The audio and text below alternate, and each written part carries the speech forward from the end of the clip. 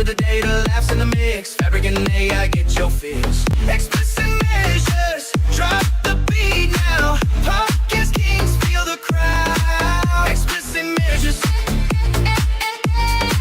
Explicit measures.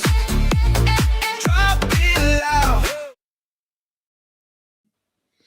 Hello and welcome back to the Explicit Measures podcast with Tommy and Mike. Good morning, Tommy. Good morning, Mike. How you doing? I'm hanging in there. Got a little bit of a cold going on, so my throat and voice sounds a little bit raspy today. So it's going to sound a bit rough. I apologize about the audio, but we're still here. We're making it work. Listen, your worst is better than my best when it comes to the sound of the voice. So don't worry, my friend. Hey, We'll see. I think what's going to liven you up, you don't need medicine. We have a great topic today. We do. Our main topic today is going to be AI-assisted TMDL or TMDL workflows and hot reloads. So what does that mean in this editing TMDL? What does this look like when you're working with files and reports? So we're going to talk about that. Really, the thing we're probably going to mostly beat up here is the AI-assisted part. That's probably going to be the piece that we're going to talk about the most. Oh yeah, AI assist. Yes! Here we go. We're going to say the word AI a lot probably today. Jumping in, before we get into the main topic, we do have a couple items for news we'd like to cover here. Tommy, you found one here about execute Power Query programmatically. What's all this about? So this is pretty cool, Mike. We love our Power Query. We love our data flows. And what we now have is the Execute Query API, which actually allows you to run Power Query M scripts directly from pipelines and notebook jobs, HTTP clients. But get this, Spark notebooks. You can run Power Query. Yeah. All right. Yeah. So all right. I told you you'll be waking up quickly. So we can automate. Hello. We can talk amongst yourselves. We can do automation, trigger M transformations, integration with Power Query, Spark, SQL, Python, and pipelines. We can reuse the logic across systems. And again, the execution works, getting an access token, data flow Gen 2 artifact, which provides the kind of the context that you need, obviously, and allows you to pass that down. So again, the main highlights here: run existing Power Query with refreshing a data flow, dynamically pass end scripts at a runtime, integrate with Spark, Python, and SQL, permissions, all those things you would expect to work, and columnar arrow output for analytical workflows. I need to unpack this one for a bit, Tommy. Yeah, man. I believe I remember hearing something about data flows Gen 2 being able to be parallel processed. Does that ring a bell, Tommy? Slightly. I think data flows Gen 2 was like a revision on data flows Gen 1, and something came out with data flows Gen 2 where it was able to be accelerated by parallel executing, or it's able to take the query plan of whatever the M was doing. Instead of being a single running job, it can then be parallelized. The fact that you call out this Spark notebook now being able to call Power Query, this feels like it was it feels like you needed to fix the M language first, make it run on multiple machines to run a query, because now when you want to execute the query on all these different machines now, that's what Spark does. It's a lot of workers. Right. You now get the parallelism of running that M code at scale across all those items. This is interesting, Tommy. I'm assuming if I ran my M code on Spark, I'd be charged the Spark pricing? I don't think so. It'd be interesting. Yeah. I mean, how much would that change though if that was the case? Which I don't know. Like, is the Spark cluster just turning on and running the M code with all the Spark compute? So it's just like billing I would assume it's billing the normal Spark away. You're not spinning up another set of compute to run the code on the Spark cluster. I think there's something to this, Tommy. This might have been, as I unpack like the ability to run Power Query on Spark, I think this might be a really interesting something that we need to discover here. There's something here. Someone needs to do some testing on this. Let's get some hands on this. Where's Mim when you need him? Mim, go test this. Let's run some Power Query M loading things on Spark and compare results against running it purely in Power Query and running it purely in notebooks. Also, Tommy, I would maybe argue here, this is one more reason why you shouldn't be scared of Spark going from M. It This just is well, run. It just now you runs have your. to be scared of Power Query. It runs your existing M from other places. Like if you had if you had an M query that was pulling data in from Yeah. somewhere, you could just take that whole section of code and just right into the notebook. Because the example that they give is simply pulling a table from a lake house, which is Okay. cool. What you mean? Yeah. Okay. Like Well, no, they do transformations too. It's not just okay. pulling Oh, the okay, store. okay. It's not just lake house done. Look what we can do. Yeah, look, we create a table from a lake house. Like, They're not sure collecting things. not sure I needed that. That's the Thanks. limitation, though. That's all I can Thanks. do. No, no. Honestly, they're getting a table from the lake house. They're adding a monthly stats, doing a table group, sorting it. So, I mean, it looks like obviously there's going to be the limitations here, but I kind of see where you're going with this, Mike. Where Yeah. now, obviously, what you said really matters here. Where's the cost here? Are we using the Power Query mashup Yes. for Yes. our computation, or is it using Spark? It's very interesting, and we're gonna have to unpack it as we go on. I think we need to see examples to say, is this going to be part of a general workflow or a normal workflow? Because that's always where I go with new features, Mike. Okay. This is cool, but is it necessary? And Yes. I think that's still, I want to see that. Yes. So let me go down to so I'm reading through right down. We get to the key capabilities. Okay. Some interesting considerations and limitations. There's a 90-second timeout. Seems a bit fast. No actions are supported. Fine. No native queries in custom mashups. Okay. Interesting. Then down in the pricing, this is the one I was looking at. When you initially announced this, Tommy, I'm thinking, interesting. Execute Query API shows up in the capacity metrics apps as Dataflow's Gen 2 Run Query API, billed as the same meter that Dataflow Gen 2 refreshes. Okay. The consumption is based on the duration of the query for information to see pricing billing. So it sounds like it's not going to become part of the Spark engine, and they're just running something else at the same time on the Spark engine that's doing something else. So maybe not what I was thinking, which was maybe they were trying to really sneak in like M code directly into your Spark notebooks. Yeah. This takes away a little bit of the wind out of my sail. Like, not sure if that was exactly what I was hoping for when I could just lift and shift M code into notebooks and get the pricing of what the notebooks would run as. So not sure I love that part of it. I think there's going to be a place for it. What that case is and what I'm not sure yet, but I think there's going to be a place for this. Maybe. I don't think at the amount of AI that we can throw at things anymore, Tommy, and how easy it is. I mean, it's just pretty straightforward to say, here's my M code. Just translate this to Python, right? Just turn this into Spark SQL. It's pretty dang good. It's fairly competent to transition those bits of code. And I'd argue the barrier to do that is getting less and less. The more people have access to better engine models, ChatGPT or Copilot or Claude Code, like all these languages, anything that writes code will understand how to translate this stuff. Pretty straightforward. Well, let me ask you this. Oh, there's my voice going. Let me ask you this. If Power Query was the same cost as Spark and the same speed as Spark, just the only difference is the language, which one is preferred? I think, again, I'm going to take from where people are coming from. People are coming from the world of Power BI. They're already used to seeing some level of M code. I think, honestly, it's not necessarily the code. It's more of I have a nice, pretty user interface, and it's all written in M, and I just go in and edit what I want to edit, and things just show up, and the tables appear, right? That's the ease of what we're talking about here for the Power Query experience. I've been talking to Gil Raviv a long time ago when he was writing books and things around Power Query.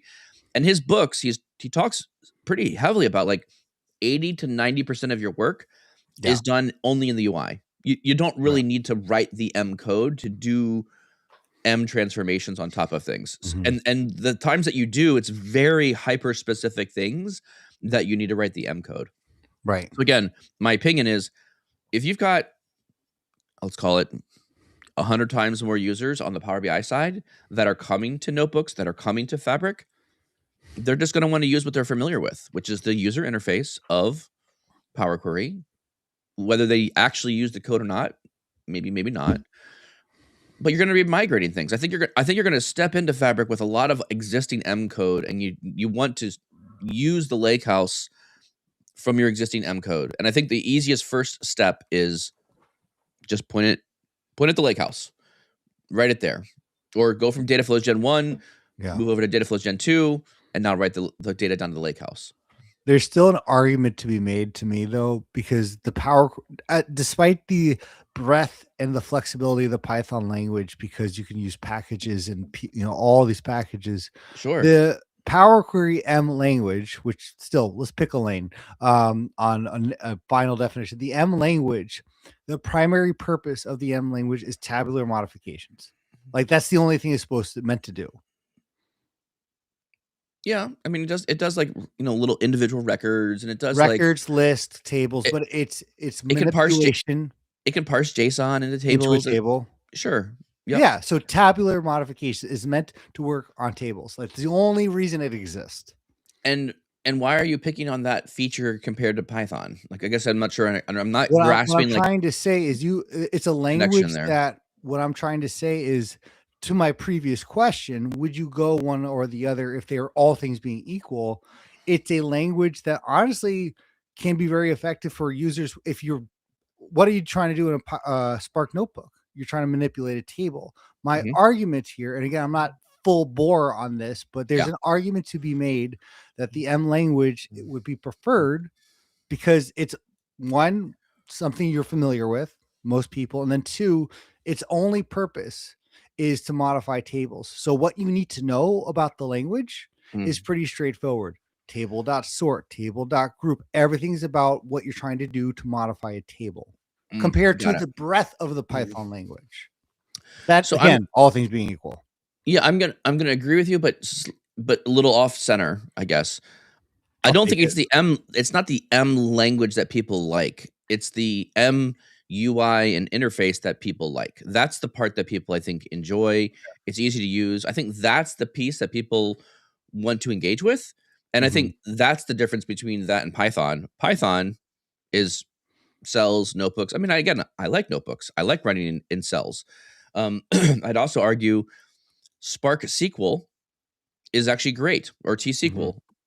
The T-SQL notebook is wonderful. I like the whole idea of like having multiple cells, and I really dislike going to data warehouses and having tabs of individual queries all across the page. I really would rather have just a notebook-like experience in the data warehouse as well. Write this SQL, run the execution. Write this SQL, run the execution. And that way I can see, by scrolling up and down, I can just see the results side by side. So I'm going to argue, Tommy, people don't love the M language. They're not picking it because of that. They're picking it because of the UI is easy to use and simple to learn. And you've already seen it for 10 years. So you're already kind of familiar with it. So that's why I think people are going to go towards that direction. It's just comfortable. It's a comfort thing, I think. And then there's Alex Powers, who writes M code in his sleep. He doesn't even use the UI. He uses Notepad. He doesn't even use an IDE. Yeah, he dreams in M code. That's how it works. He's the only person who ever writes down Notepad on paper. All right, so that's a good one. So the next one, Mike, this one I think is going to meet your fancy a little more. All right. And what we got here is input slicer is generally available, and really because what the capabilities are here, Mike. So what we can do, what the input slicer is, formerly was the text slicer. It is now upgraded to input slicer because it lets the user type or paste values directly to filter a report. And the core capabilities here is you can type multiple values and you can search with partial matches. And this is a slicer. This is not the filter pane. I don't even know if it was recorded or we just talked about filter overload. Filter overload, our last podcast, actually, we talked about using the filter pane or using a slicer, which one kind of is preferred and what use cases. The fact now that a user can use those advanced search features or advanced filter capabilities in a slicer. Yes. I don't know if that changes our argument too much, but it does allow a user to do things such as matching data by contains, all, contains any, does not contain any, starts with any, is or is not. And what it also allows you to do is, well, again, you can use large lists, situations where you only know the partial text. But the coolest feature to me is the trans analytical ability here, where it actually allows for data right back using an unbound slicer to collect comments or even approval notes and submit them back via trans analytical task flows. This has been a piece I think that's been missing for quite a while in Power Yes. BI. I think other visualization tools have this concept of like a general input box that you can just go use and inject a number, a string, or whatever you want. And what I will say though is I believe everything, and again, you'll have to correct me if I'm wrong on this one, Tommy. When you input data into this slicer, it does not render any numbers. Everything is text, I think. So this is only a text only thing. So if you wanted to add this to something that said, hey, I want you to input a number Like an ID. 50 or 100 or some ID, you could put it there. It will still search for it, but it's still searching for the text value of whatever I think that is. I think you could do some fancy finagling around measures and things in the model that would help you get around some of that as well. But the concept here, though, is having a free input text box is really, really useful. I think this is incredibly powerful. Oh, yeah. When I was doing analytical, Your workshop, I did a 1 hour kind of demo of this and how to use this. We use this text input slicer everywhere, and it's nice seeing it going GA, meaning it's not part of the product. It will be supported long term. I'm very happy that Zoe has cleaned up whatever needed to be cleaned up to make it go into GA. Those things are now complete and finished. So very happy to see this one going GA. Useful tool, needed. I think as close as a product gap that Microsoft had compared to other visualization companies in the space. 100%. So I'm really excited to see this. And I really hope now, personally for me, Mike, my biggest gripe with transanalytical task flows is the lack of both community and official examples, workshops, and really just content on this, because that's how I dive in. Things I can download, start using, or start trying out and seeing what the use case is like. Person A is doing this, not just the code itself. And hopefully with this being GA, we start seeing a little more influx of this, because like I just talked to someone yesterday. I literally just had this conversation yesterday on how they can implement Power BI to have that more application-like feature. And if it's trans analytical, I'm going through my head on so many more use cases to allow that. I would agree with you, Tommy. And I think this is one of the reasons that makes trans analytical more difficult to work with, because it's like 3 parts. Like you have to build it into the report, and then you have to build the user defined function, and then you have to build the storage of where it goes. And so there is no easy way for someone to say, go to my blog, download this one thing and deploy it, and it works. Like when you share reports, when you share other things, like you get a PBIX file that you can just immediately import in, and it just works. And so when I look at that, I go, that's the ease of what people need to do in order to get things to working. When you have things that are very complex like this, where we have multiple items, you have to upload multiple things, you have to run these functions, deploy. It's just, to your point, Tommy, it's a bit more friction for people to get started with examples and demos. And that's what causes, I think, some problems with transanalytical task flows. Yeah, so I love it. All right, dude. We have a great mailbag as we continue with our March mailbag mania. Okay, let's go with the mailbag. Dive in? Yeah, so let's get into our main topic. So our main topic today is just kind of talking about GitHub Copilot and some additional legwork here to help people get done and building things in the TMDL format. All right, Tommy, take it away. It's time for you to read our question. Actually, hold on. I should do this. You got mail. There we go. All right, here we go. I love using GitHub Copilots to do the legwork for me on some busy work. For example, when developing calculated columns, I like to first do that. I like to first delete them. I like to first not think about them at all. So do that in DAX because I love the DAX query view. Fair. Yep. Agree. and it makes it easy to test the logic. Every single time, I want to migrate these DAX calculated columns to Power Query as Great. far as upstream as possible, Yep. Roach's maximum, better compression of Vertipack. Yeah, Yes. It is 100%. nice. Yeah, among others. It is quite nice to have the AI do that in bulk. The big issues I have with that is I always need to close Power BI Desktop and reopen the project so that the changes are actually visible in Power BI Desktop. Oftentimes, there's quite of a back and forth if the AI introduced some error, so Power BI Desktop cannot load. I guess my question goes towards the best practices to streamline this. Best case, Microsoft lets us reload the model from TMDL without closing it. Or Sure. maybe there's some little tool that analyzes code. You're already on to the point, maybe as MCP. Or would you recommend to stop messing with the TMDL directly and wait for a Power BI Desktop MCP by Microsoft that lets me do those things without breaking the project? Would love your discussion on this. Maybe Tablet Editor 3 with an agent would be a good approach to this as well. No name. Womp, womp, womp. All right, Yeah. so let's so a lot of good things to unpack here. I like this one.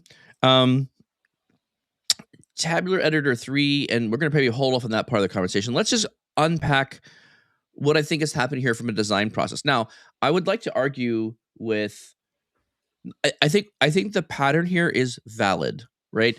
I want to add another column. I need to add some information. I need to filter something in my report. Get it. You already like DAX query view. It's easy for you to add another column or calculate a column, writing some DAX. Okay. Also, very fine. I'm okay with this. I would argue while you're in development mode, discovery, new calculated columns, totally acceptable. Happy for you to do it.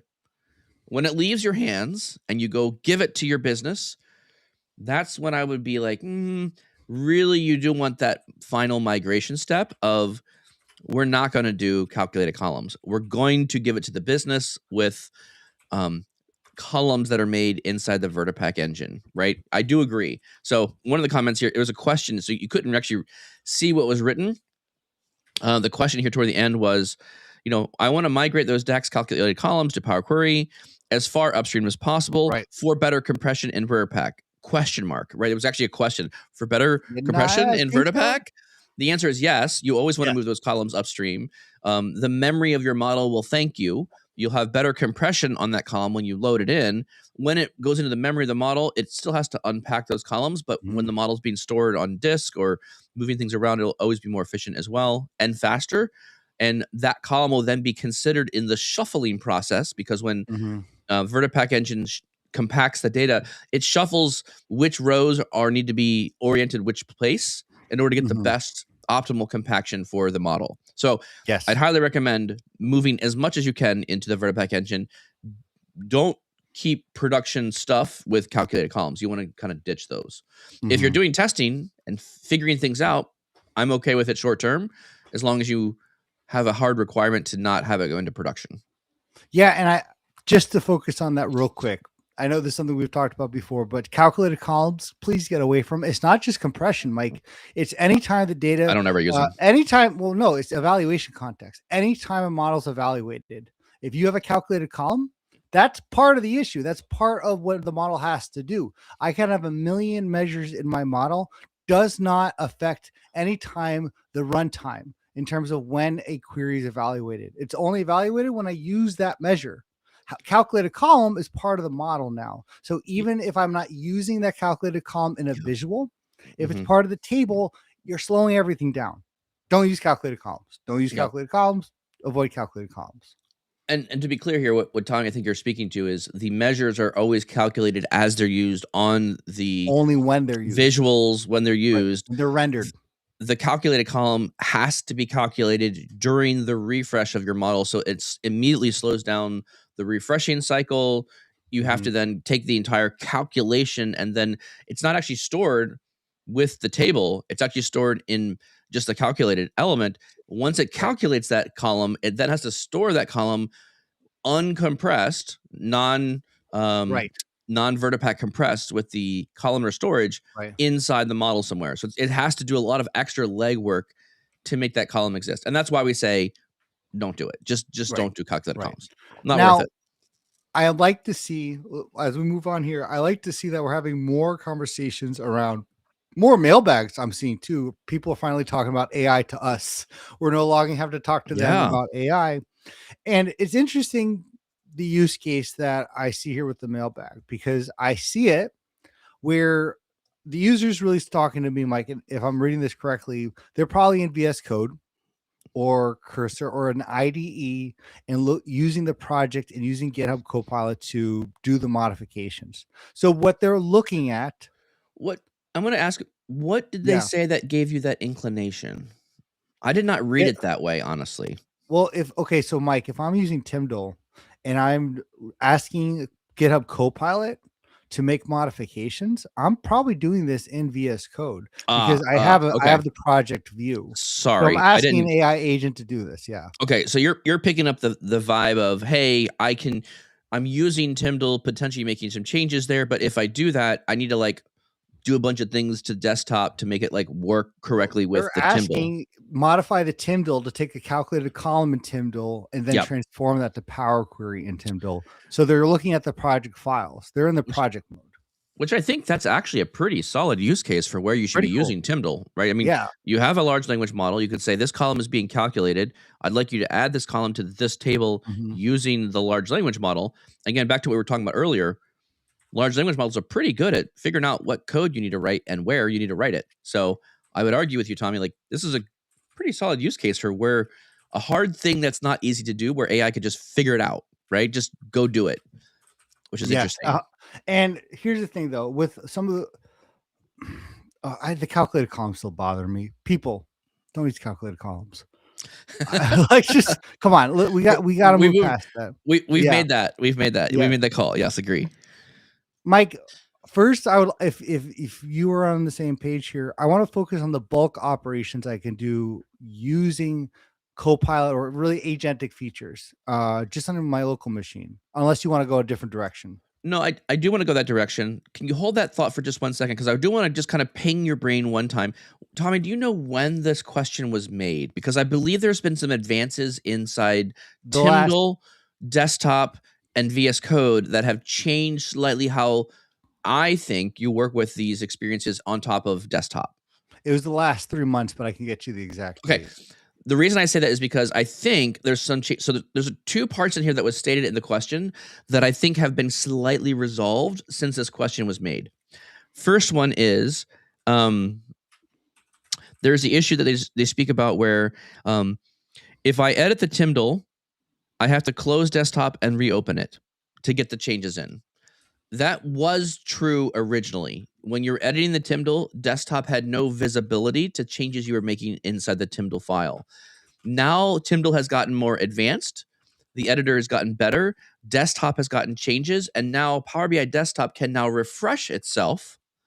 So you make a change to TMDL. If you want those changes to be brought into Power BI Desktop, you just need to refresh the data, which will then get the new definition, which then pulls it in. There is no like, so today, currently, there is no auto exist feature that says, hey, look, you made a change to the model. I recognize there's a change, and now do you want me to refresh? There's no message that pops up. So you can edit TMDL, and until you refresh it, that's when stuff comes in. Now, again, this comes with some caveats. If you're bringing in big tables and you have lots of information, refreshing the model may take a while. So you may want to be careful about that and not jump in immediately and start refreshing all the time every time you're making TMDL changes. So this is kind of, I think there's an optimization step that could happen in the future that would make it easier for you to work with TMDL, right? I don't need to refresh the whole thing. I'm only modifying this one table. How can I refresh the minimum amount of things in order to get that change implemented into the product or the model? Because so I of that, just wanted to call that part off. I like this, and I like we were going with this. And honestly, because of that barrier, I don't want to call it an issue, but because of that kind of hiccup, I'll probably be a better term, for lack of a better term. I'm primarily using the TMDL, and I do use it a lot. But when I am dealing with project-based files, I am not trying to modify Power Query or do a lot of translations there, especially if I'm doing, more importantly, if I'm doing debugging or testing, right? Because Okay. to your point, you do deal with, okay, now I have to wait 15 minutes, and that's kind of missing the point of TMDL for me. Yes. So I am really dealing when it comes to working my workflows with using an IDE or using something agentic in TMDL. I'm very much focusing on DAX creation. I'm very much focusing on table, cleansing. So what columns do I really need? Sure. Adding the descriptions. That's the primary workflow. Anything that's going to be going back to some mashup, Power Query or what's not. We'll talk about the MCP, but I'll say for now, I do not use or focus on the TMDL and the project-based approach for Power Query or transformations happening to a query. So I'm gonna jump in here also. Okay, love that you gave that comment, Tommy. And I would kind of agree. I do the same workflow with you as well. The other thing I just kind of want to quickly call out here as well is there's a comment here that says, or maybe some little tool that analyzes the code integrity, maybe as an MCP. This also makes me think that this kind of came out before we actually had the Power BI MCP server. So there is a Power BI MCP server, and the Power BI MCP server can talk to desktop and models that are in the service. So when you are in VS Code, you can turn on VS Code, you can jump in there, and you can use the MCP server to manipulate your model. Now, a couple things I want to kind of call out here. The TMDL spec to write or modify models is kind of unique to TMDL, like to models. How you add a description is kind of unique. So when people work through the TMDL experience directly, you kind of need to tell your large language model, here's what TMDL is, here's how you should manipulate it. Here's what you can and cannot do based on the TMDL specification. Yes. So that's one area that I would say is a downside of just working directly in the TMDL. It is powerful, I will say that. You can add a lot of things, also very interesting. You can do mixed modes of like documenting measures, documenting columns. I would argue that the MCP server, which now does exist, is actually a way better experience because there's a lot of tools that exist in the MCP server that let you interrogate the model, run queries against the model, get column information, get measure information, and the MCP server will still write TMDL for you. It will still modify the model in a way that TMDL will be present, but it won't have any limitations of the syntax errors, or it's going to add a property that literally does not exist, can't do certain things. So the MCP server, I think, is a little bit more of a safer surface area to make changes against the model. And more recently, in the last month, the MCP server now does bulk changes.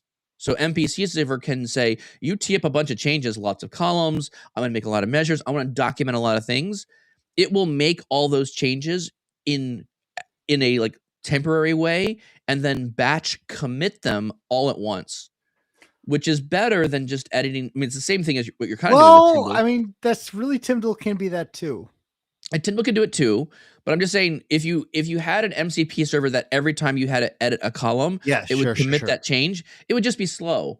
And so I personally had an experience where I was working on a really large model. I was rearranging some things. I was adding some documentation to it.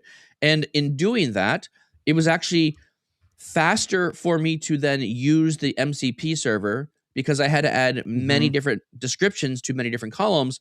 It was mass updating stuff. It was just doing it all at once. And so if I was in desktop actually typing out descriptions, it was just slow because every time I hit enter, it was like, confirm the changes, commit to the model. It just took time. So using the MCP server was really fast for me. Yeah. So I'll give you some facts here. This is just fun. The person submitted the mailbag on November 13th, 2025. The Power BI model MCP server came out November 17th. Oh, it was like just in time. Okay, so it was like just so he around just that. Waited a week. If he was on vacation, it would have been a different question. Okay, This which I makes find sense now. hilarious. Wait, Yeah. Tommy, correct me. Say that again. The Power BI MCP server came out in November. The local model one is dated. That's what Kurt Bueller said. The model MCP is now available. Jeffrey Wang's Talk to Your Data model, introducing the Power BI modeling MCP, was unveiled on day one of Ignite Tommy, 2025. this is wild to me. I could have Yeah. swore Tyndall, like the MCP server for Tyndall, was out way longer than that. MCP And it- server for the Power BI remote. I feel like, Oh I yeah, feel I like feel like I was late in the game. yeah, I'm looking at this going, I feel like it's been forever since this has been out forever. And almost it's only November. Like, Well, that was my thought too. But yeah.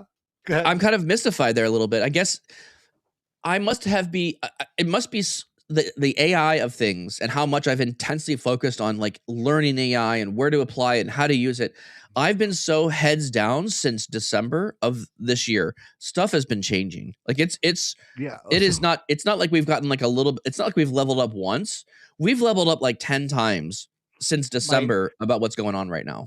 If you look at the history of what you and I have learned in the past year, right? If you're like, what was your life before Not even the OpenClaw? last 4 months. Last No, 4 but months, I'm I'm saying. just to put the perspective, right? Of Yeah, just what true. a year has been, what a difference a year makes. That's very I true, mean, Tommy. just what was your life before OpenClaw and all these things? But to your point, which I love, is when I started using the MCP server, it was not, I don't think it was November, it might have been December or even January. Yep. And I was like, wow, this is really cool. Like, I'm so late to this, though. No, things are just happening ridiculously fast. Now, Yes. regardless of the fact the person just wait until Ignite to ask this question, I still think for me, there are two fundamental questions we have to ask ourselves that I would like to answer. What is the preferred or primary purpose for Tyndall and GitHub Copilot, that agentic approach? And what is the preferred and primary purpose for the MCP server? Going back to my philosophy that each thing can do one thing better than the other, it doesn't need to exist. Yep. I would like to answer that because even with what the MCP can do, and it can do a lot, I still think there are things the Tyndall approach can do better. And I think I would like to go through that with you and really diving into kind of when do you want to use Tyndall and GitHub? When do you want to use the MCP server?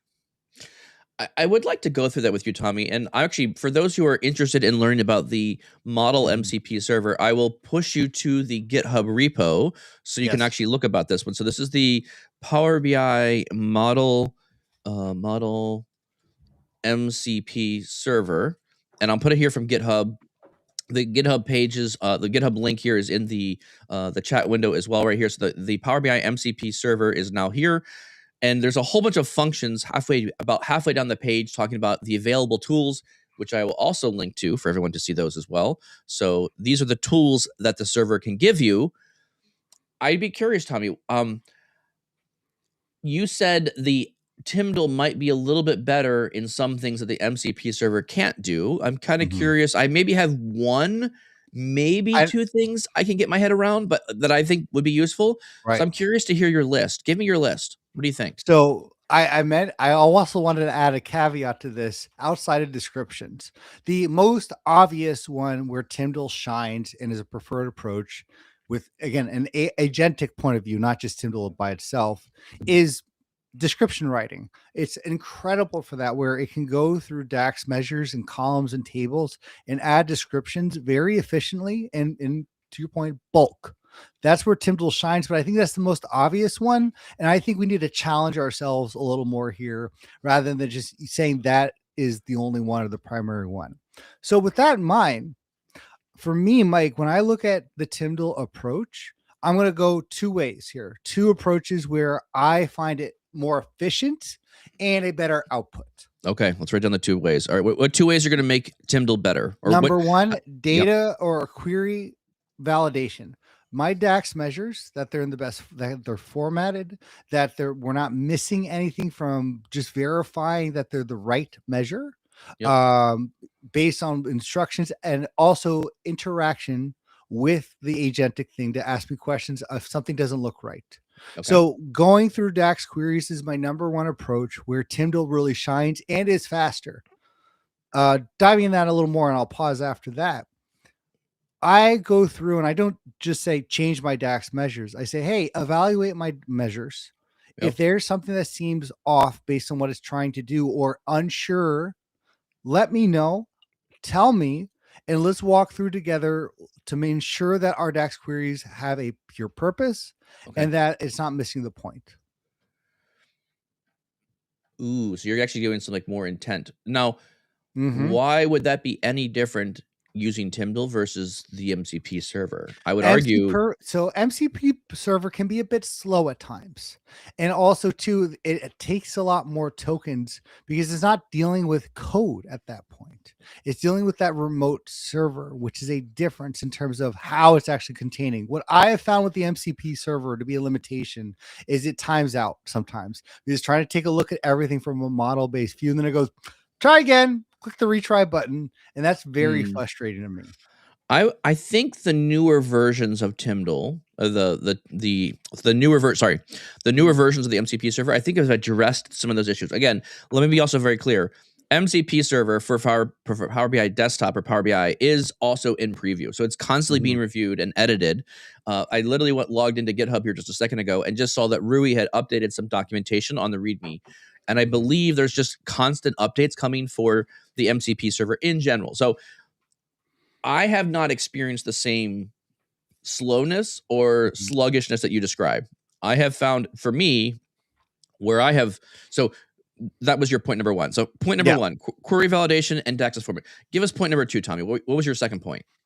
Point number 2 is cleaning up and removing columns that I don't need. It Mm, looks mm. at the report and looks at basically what I'm using, any dependencies, and then I'll update the Power Query that way. I didn't mention there is one particular way I'll update Power Query, Yep. and this is it. I go, hey, do my then how many tools have we seen built out this way? But go through my all the report pages, all my Mm, measures, all my okay. DAX calculations if I have them, and let's review what I'm not using at all, and write me a list first.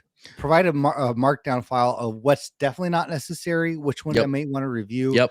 and then Yes. it goes through and I validate, I update that file, and next thing you know, Power Query is updated, and I just have to refresh it. So I I would only agree do with that statement. yeah, yeah. I use I that. I only have do transformations that in Power Query with agentic workflows where it's quick and easy updates, right? It's not like, oh, we're adding a new column or transforming may break something. It's like, no, just remove columns, right? Things that are easy to do in Power Query, but tedious if you're looking at an entire model. makes sense. Um, I would agree with your second, cleaning and removing columns that are unused.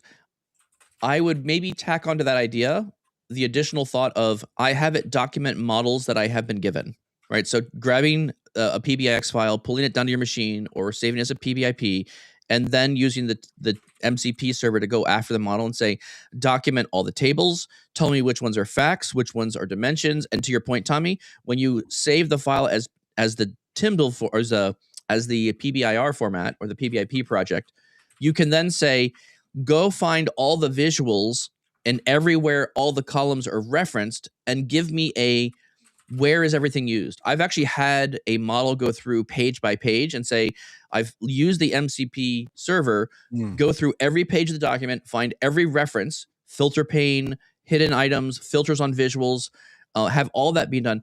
And I'd also look at this, Tommy, going, this is an opportunity. So there's other programs. One of them is called Measure Killer.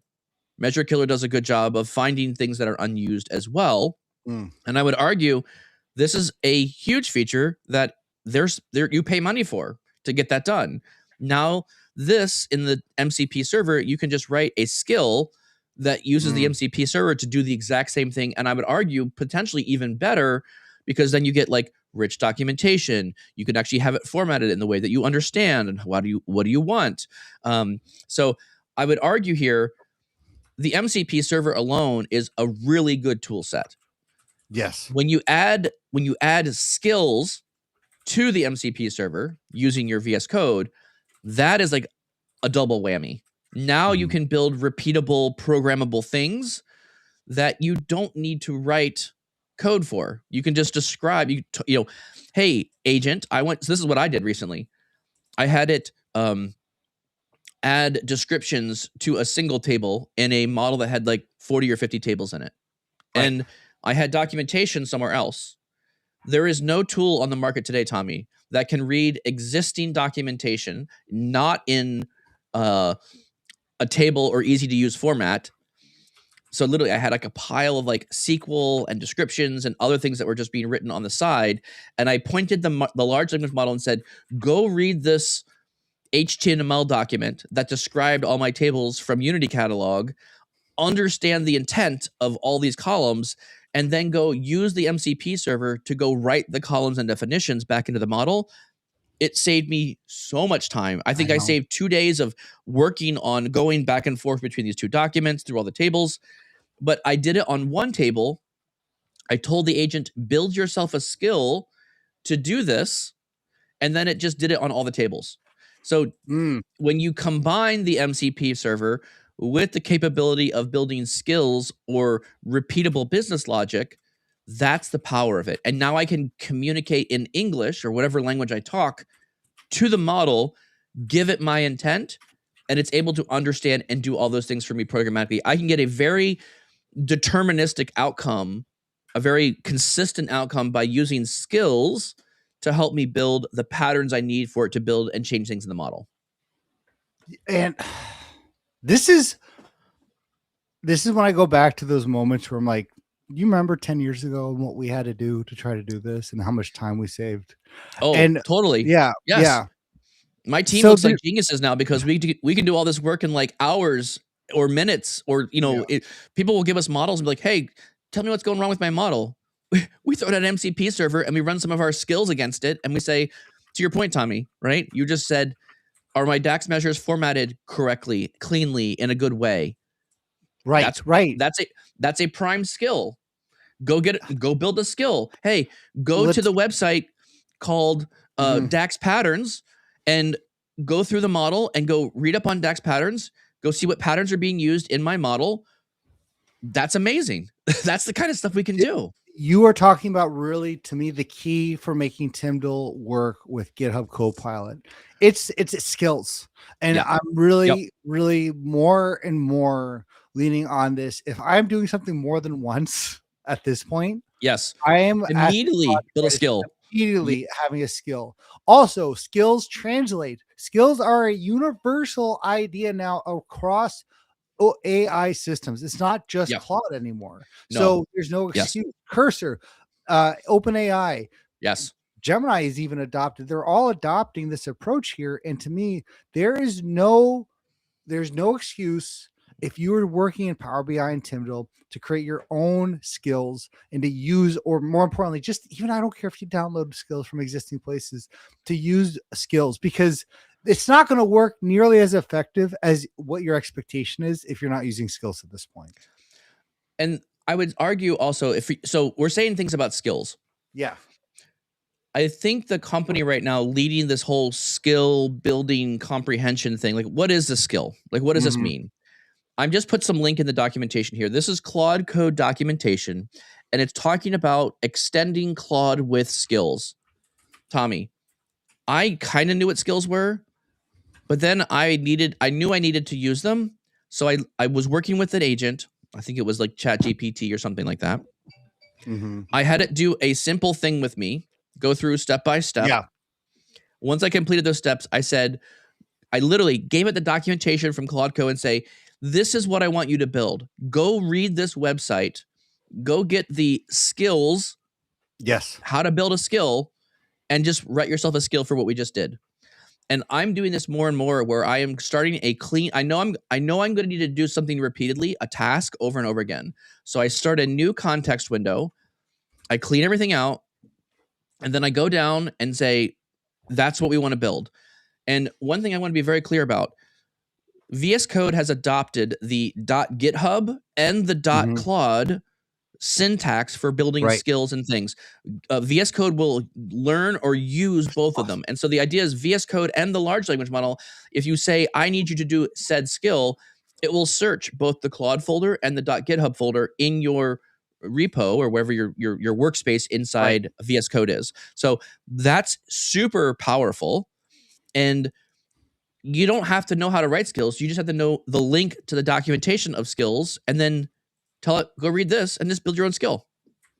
I just put a link in the YouTube chat and will be also in our podcast. But this is the GitHub repo for skills. Again, it is an open source, not just Claude. And just to give another reiteration on that, Mike, the description that they have, I could not say better myself. Agent skills are a simple, open format for giving agents new capabilities and expertise. Yes. Skills are simply a folder of instructions, scripts, and resources that agents can discover to use and perform better at specific tasks. Write once, use everywhere. So the world's your oyster at this point. And Yes. these work, Mike, this works not just in TMDL and GitHub Copilot, which is really cool, but also with using the MCP server. Yes. And to me, this is a lot of the secret sauce here. Mm-hmm. A lot of these tools are good in their own right, but now that we have example skills, documentation, all these things that we want to build around the skill part, this is where things level up. And I think for me, over the last 3 months since November, right, since this stuff all kind of started rolling out at Build, this has been the ramp up. This has been the part that's like, wow, I see the potential now because of all these really rich agent skill type things. This makes sense to me now. And now a lot of things are clicking, and it's good to have tools that are very useful, but I don't want to write the same prompt over and over and over again. That's not helpful. And also, I want the agents to do things that are a bit fuzzier, right? Read this documentation, interpret it, find equivalent tables and columns, and update my actual model with the documentation. Right. Tommy, we are so close to, and I'm not sure who's going to do it, but someone needs to build it. Hey, team member, you're a BI analyst. Go have a meeting with your BI team, your business team. Go record the video. Just have a conversation. Tell me about your data. Tell me what you need. Tell me what kind of information. Let's just talk through some of these columns we have in these tables. What do they mean to you? How do you interpret them? Having a human conversation with someone in the business team, you'll be able to take that video, bring it back over to your workspace, your computer.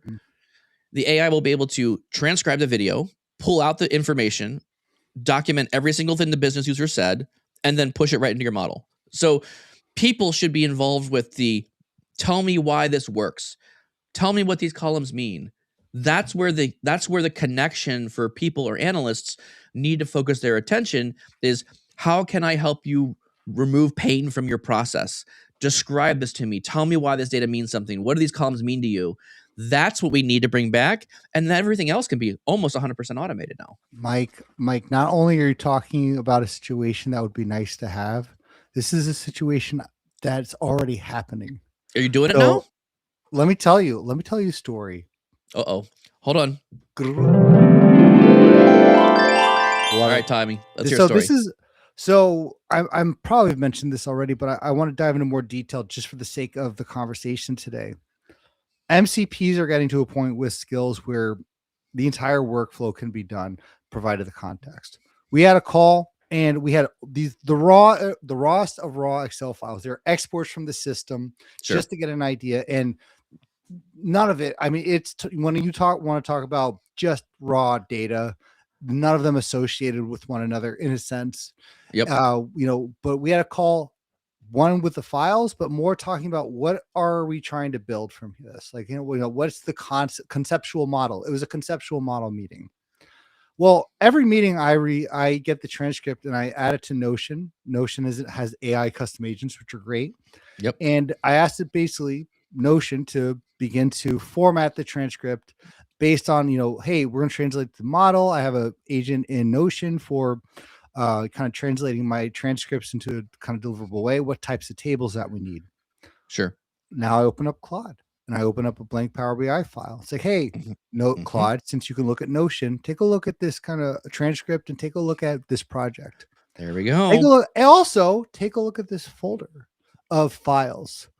I need to see what we have, what we're missing, what can we build based off this. Are there potentials for relationships?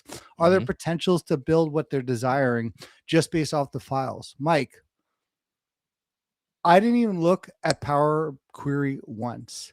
and it built out DIM employee, DIM equipment, the production, but it also gave me the comprehensive list of where there are gaps in the data. It created the entire model for me, the entire semantic model relationships, cleaned and transformed Power Query for me without me having to provide it any instructions. All I said is take a look at what was already talked about. Yes. And next thing I know, I have a model with relationships. Then I said, okay, based on what else we have, what metrics can we create? And go ahead and create those in the relevant tables. So I had 25 measures. It was about 8 tables with the relationships where it was. That was Sure. all based on the transcript, all based on what the desirable goals are. Again, this was not a technical meeting. This was a conceptual meeting. Yes. And I want to reiterate that this was not, well, we need a fact DIM table. It's like we have employees, we have equipment, you know, we do X, Y, and Z, and I need to track, you know, this. So it translated not just power, you know, me trying to talk Power BI into Power BI. It talked people into Power BI. Yep. It also provided for me where the gaps were. We cannot do these measures because we need to make sure you need to have these tables. I don't see that anywhere. And the entire workflow, 35 minutes of not just refining existing clean tables, but going through the rawest of process. So not only what you said is a dream that you want to come true, it's my now primary approach when I'm working with data, man. Ooh, there's a lot of concepts here I want to kind of There's unpack a lot here. here. So one, I love the example. I mean, this is how I think the world is going to be moving towards. There's a have you heard of the term, Tommy? Software eats the world.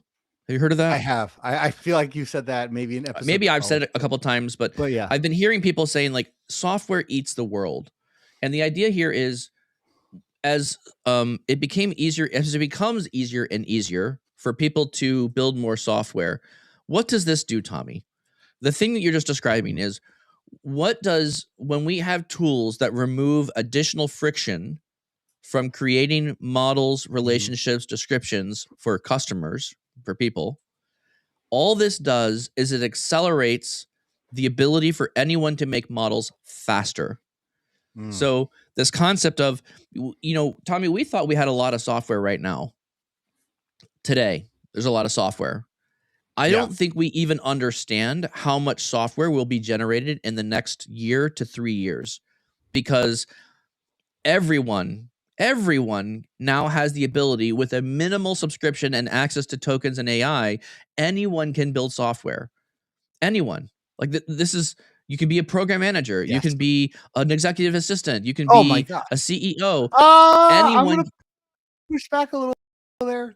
Anyone can. I'm telling you, Tommy, it does not matter. As long as you have an idea and how to articulate a problem to solve, anyone can build software. And all this is going to do is accelerate the amount of models and things that are being created across the platform. So this is going to continue to accelerate. People are going to get better capabilities on top of this. And so the barrier or the moat for companies to have software is going to be very difficult for them to uphold unless every tool you build is incorporating AI into the tool. Like the price of software to buy the software is going to be dropping through the floor and everywhere. The amount of models you can make, really easy right now. Like, Tommy, why would I want to build one model when I can build 5 at the same time? And then just test them all. Which one's easier? Which one works better? You know, we need a one-off now. Okay. It's almost no effort for me to build a one-off model anymore. So there's this whole idea of like, if you make it easy, the volume of items being made is going to substantially increase. And so right now I'll argue this. So let me give you a piece of data that actually argues my point. You're familiar with the OpenClaw project, yes? I am familiar with the OpenClaw project.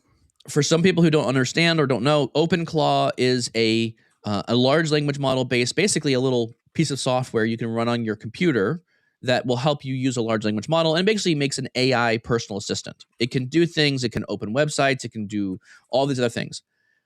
That software, we'll call it, is the agents themselves can manipulate its own software.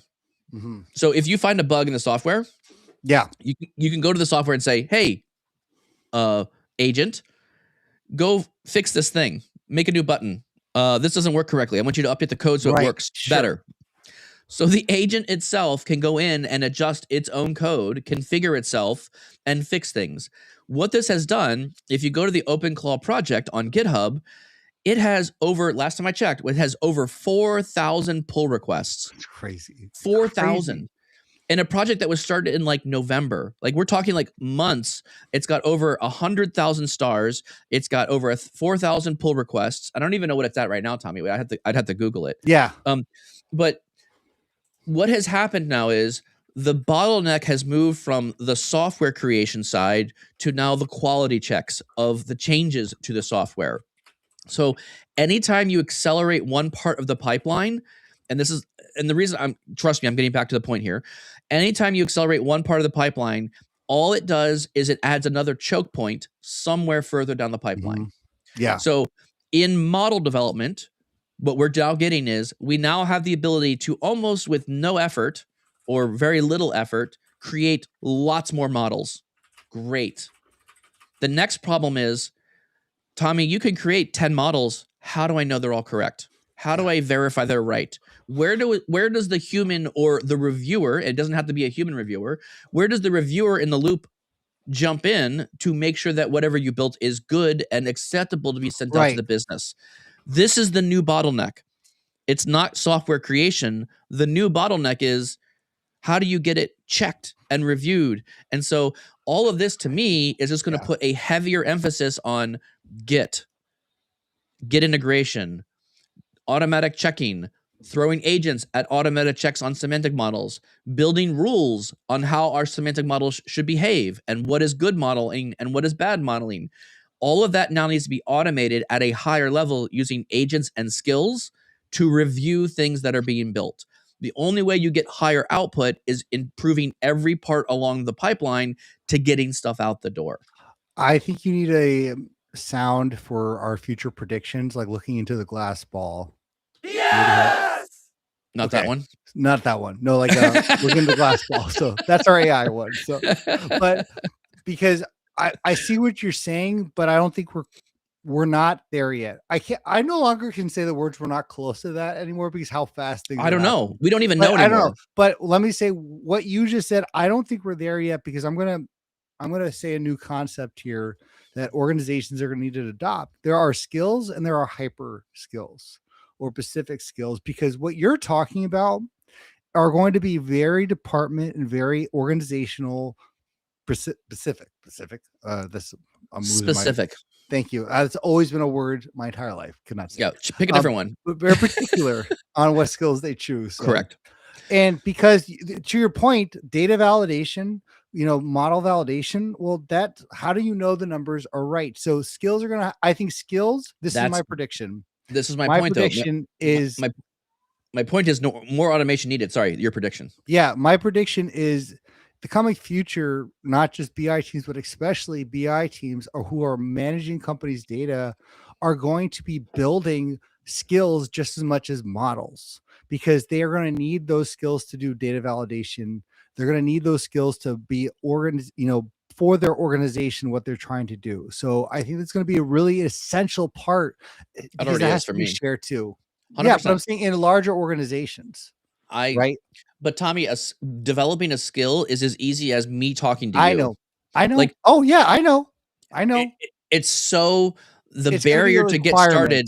It's going to be a requirement. And for those who are super effective in using agents will be the ones that build the better skills. Now, the next challenge to that is how do you distribute skills that Tommy made across everything you're trying to build? Like, how does that work? Yeah. There's another whole problem here of like, okay, do we have a library of agents that are being used? And how do we get all skills across all agents and having them update themselves? We are handling this in our company by building a repo that houses all of our skills. And then every agent pulls down the repo and periodically updates its skills. Right. So we have decided that GitHub, and to be honestly, Tommy, GitHub is like my new social media page. Like I spend as much time reading. And one other observation, Tommy, I can immediately tell which repos are maintained by an agent when you look at the stinking documentation on the README. Mhm. Immediately, it's evident to me because any repo that's maintained by an agent has really good documentation. Here's the project. Here's the Oh. folders. Here's what it would do. Here's what we don't do. Like, agents are so good at describing projects now. I can easily read. This has been, as a development team that does development things, this is the bane of my existence when working with a dev team is everyone works really hard on the code and no one documents why it's there, what we're doing, and what changes were made. The README is like the last file you update. And so I gotta send you. I got 2 skills for creating documentation, like Awesome. quick start. Yep. No, it's the same thing. So I think this could be a central part. So I know we're over time. This has been a great conversation, dude. I love this. Let's wrap this at the very end here. Let's kind of pull this all together, right? So Yep. 2 main key concepts here. Should I be using TMDL to edit things? I'm going to vote no.